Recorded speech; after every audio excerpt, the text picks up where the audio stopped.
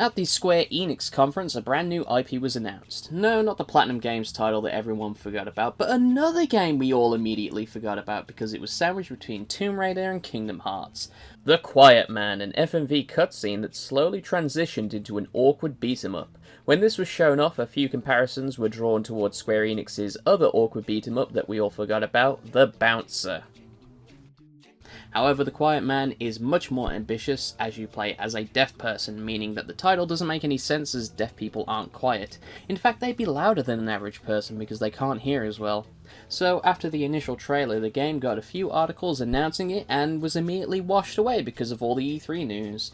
And we didn't hear anything about the game until TGS, and unless you were actively seeking this game out, you probably would have missed it. At TGS we were shown a lot more gameplay, and again the game looked pretty rough, no matter how much the devs demoing the game tried to hype it up. And so after watching the TGS gameplay, I was left thinking they sure have a lot more work to do before this game comes out. And then the game came out. As I mentioned, The Quiet Man was basically dumped out onto digital platforms with no fanfare or marketing. I only found out it came out a few weeks after it had already been released. But don't worry, a week before the game came out, Square Enix published a video on their YouTube channel explaining the development of the game. And they might have promoted it on their Twitter, who knows, the view count looks pretty... yeah. I'm sure the dev team were really passionate about what they were making, and not trying to phone it in, but the amount of buzzwords that are used make my eyes roll almost out of my head. Cinematic. Immersive. I mean, I guess the game is pretty cinematic when you're using cinematography for your FMV cutscenes. I really think the word cinematic should be banned for game devs to use because it makes no sense in regards to how they use it. Next time you hear a game dev say the game is cinematic, just replace those words with "it looks like a movie." And this game does look like a movie thanks to its cutscenes. Well, only some of the cutscenes, and even then it's more Netflix original looking. I'm not sure who developed the game. Wikipedia says Square Enix and Human Head worked on it, but I don't know what sections each studio worked on in this collaboration chimera of a game. And I don't want to lay blame at anyone's feet for how the game turned out. Actually, I will lay the blame at one person's feet, Bethesda. Yeah, I mentioned Human Head earlier. You know what they were making before Bethesda screwed them over? Prey 2, a hugely ambitious cyberpunk game that showed great promise and was supposedly almost done before Bethesda pulled the plug by withholding money and extending milestones. So from now on, I'm going to be blaming Bethesda for all the problems that are going to follow. The story starts with our main character walking quietly down the street, and of course it's very important to see the entirety of his journey. You see this a lot in indie films. Instead of something incredible or interesting happening, they usually rely on an establishing shot, and then the main character walks to a location. But Square Enix paid for this big backlot, and by God are they going to use it. So after watching our protag walk to get his lunch, he has a conversation with this nice vendor. Remember this vendor, as he is not important in the slightest. So the vendor talks to our deaf man, meaning that yes, indeed, our protagonist can read lips, so this interaction invalidates every other time a character talks and we can't understand them. Our protag consults a map that was apparently in his lunch and finds a group of men having a good time. Now, I don't know who these men are, but they are rude, so I guess I need to take them down. So now the game starts, and no tutorial or any prompts to tell you what to do. I stand there motionless, waiting for a prompt of some kind to tell me what to do. Eventually, the enemies get bored and start beating me up. Maybe there is a tutorial, but I couldn't hear it because my character's deaf. Anyway, you beat up some bad guys, meet a few characters, and you meet a girl who is your love interest? She's important to you at least, but the guys you beat up earlier come back to raise hell and they bring a man in a bird mask to kidnap your princess. And the remainder of the game is trying to track down the people who stole her. There are other interactions with characters, but because you can't tell what they are saying, what's the point? There are multiple cutscenes that are minutes long, all of which feature no dialogue or a way of understanding the context. We've established that our character can read lips, so why can't I know what people are saying? Even when they do sign language, there are no subtitles. Instead, whenever someone talks, they just make Legend of Zelda menu noises. As I mentioned earlier, the game doesn't come with a tutorial, and the game trusts you to not only interpret the cutscenes and story, but also the controls themselves. Looking at the options menu to try and find a move list or some kind of controller mapping will bring up Snake Eyes. However, the devs were nice enough to include this weird neon light button guide. I hate this, and it's so typical for the game to be style over substance and be obtuse for the sake of it. I'm playing as a deaf character, not someone who is illiterate or worse. Dyslexic. I guess if they wanted to go all out, they could have made the tutorial in Braille. So what can we glean from these images? Well, apparently I have a run, and another run. We also have a punch button, a downward punch button, and a burp avoidance button. We also have a force field thing that, of course, all deaf people have. No, what you actually get is a light and heavy attack. These can be mixed and matched to create different types of combos, but because none of them have different attributes like a crowd clearer or an isolator, just mash out the longest combo. You have a grab that is pretty weak but also extremely powerful, as you can just spam it and no one knows what to do with you. You can also attack other enemies whilst holding onto someone. You have a dodge, whereby pressing it at the right time will allow you to do a counter, a dash, and a def trigger, where you can deal massive damage to a single enemy. That's it, you'll be doing this to the same enemies over and over in varying locations until the game ends in 3 to 4 hours. There are some cool stuff you can do, like some environments have contextual kills you can do, but only if you find them. Sometimes they're really obvious, like a car door, but other times they are really obscure. And with how awkward it is to position the enemies so you can pull one off, oftentimes they don't trigger at all. No matter how cool these scenes are meant to look, they always come off as awkward as your character teleports to the correct spot to do the animation. In, say, Yakuza, that has the same type of feature, the camera cuts to a different perspective to mask the transition and also give the move more impact. But why would a game like The Quiet Man care about being more cinematic? Combat also suffers by the fact it is using this lazy combat system where you magnetize to the nearest enemy, and even if another enemy gets in the way, you will only make contact to the bad guy you are magnetized to. The game also doesn't have any feedback as to if you're hitting or not, with many instances of your fist going through an enemy with no reaction, like you're fighting ghosts or something. Also, you'll have to contend with not only hostile enemies, but bugs that impede your progress.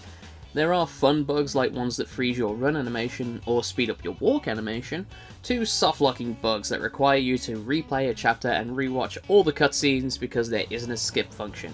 It's not fun. Eventually you'll get to enemies that have impenetrable defenses, and because you are so used to mashing buttons, and because the game hasn't taught you what you are capable of doing, it can become a mini puzzle as you figure out what to do. And when you die, you have this odd game over screen where you will see a short video of some lady pulling faces at you. When I first saw this, I assumed it meant I was supposed to lose the fight so the story could continue, but no, every time you die this lady appears and laughs at you. It's amazing. Now, my computer isn't the most powerful machine, so graphically I probably can't comment on issues such as muddy textures or how much the character models look like dolls. But aesthetically, this game doesn't look appealing, the environments you enter aren't interesting to explore, the main problem is that the environments look lifeless. The lighting tries its best to be moody and noir to complement the tone of the story and the characters, even though it does rely heavily on lens flares. However, because this game loves filters and taking away colour from the screen when you take damage, it just makes the game look boring. The best area in this game, in my opinion, is the alleyway at the start of the game, but as the game goes on, set dressing looks more and more mediocre. It's hard to make a dilapidated building look uncanny, just get a broken room and throw some trash over the place, but when it comes to areas where people are supposed to live in, they all look like Second Life apartments. Also, fuck any game that includes an arcade cabinet you can't play. So, sound design. Now, how do you do sound design for a game where you play as a deaf character? In the laziest way possible. If The Quiet Man has done one thing, it's made me more appreciative of sounds in games. And not just the obvious stuff like fight music, because The Quiet Man's slow droning synth track isn't doing it for me. But to things you wouldn't really notice, like crunchy punch noises, the banter that enemies make, environmental sounds that make the locations more believable. That would have been helpful earlier. The fact that enemies can't deliver sound cues makes combat such a hassle, but I guess you could argue that is the point of playing a deaf character. How about next time we play Dr. Mario, he's colorblind instead? So we've reached the end of the game now. We've experienced intrigue, backstabs, and betrayals as our supposed friend stole our non-girlfriend, who likes to pull faces at us. We get shot and decide to put on the mask of the Birdman, who we've been chasing down the whole game. But it turns out we were the demon all along, and we give in to the madness or something, and now we have a brand new bird fighting style. But wait, it's not over yet. Just before this game is over, it decides it doesn't give a fuck anymore, gives our character shadow powers and turns into a goddamn video game. The absurdity of this moment makes me love this game. Going back to Yakuza, it's like when Kazuma punches a freaking megalodon in the face. It just gets me going, zipping around like a dumb bird doing Liu Kang style kicks to people and dodging bullets. I mean, look at this! I'm doing this all day long. How could this not turn the game into an instant 10? And then your friend comes back and he does this shit, and I'm asking who directed the last 15 minutes of this game? What intern snuck in before the game went gold and added this amazing farce? And it's not even over. After you beat him, the private detective from earlier, he puts on the mask, and the two of you woundedly fight like it's the end of Metal Gear Solid 4. And then, after you beat him, the last bit of voice dialogue you hear in this game is some awful music video. Look at this kid, he knows what's up.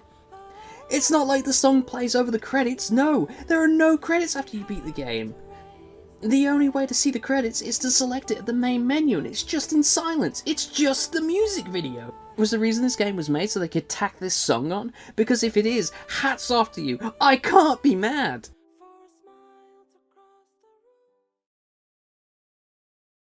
Okay, no, it's time to get mad. The worst part of the sound design is the fact the cutscenes are silent. And I don't care if that was their intention, it's a bad decision, as not only can you not understand what is happening, but it makes no sense that it's there in the first place. Because our character might be deaf, he can apparently read lips and understand what's happening. If the character isn't looking at the person talking, fair enough, he shouldn't be able to understand. But if he is engaging in conversation and sign language is even being used, then I'd expect to know what is being discussed like my character does. The devs intended you to make your own interpretation of the story, but that makes no sense. There is a clear plot and structure happening here, but the game refuses to tell us.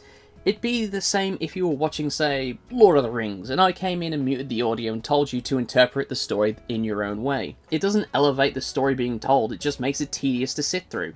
When I'm sitting for 10 minutes while two characters have a conversation that I have no understanding of, then what's the point?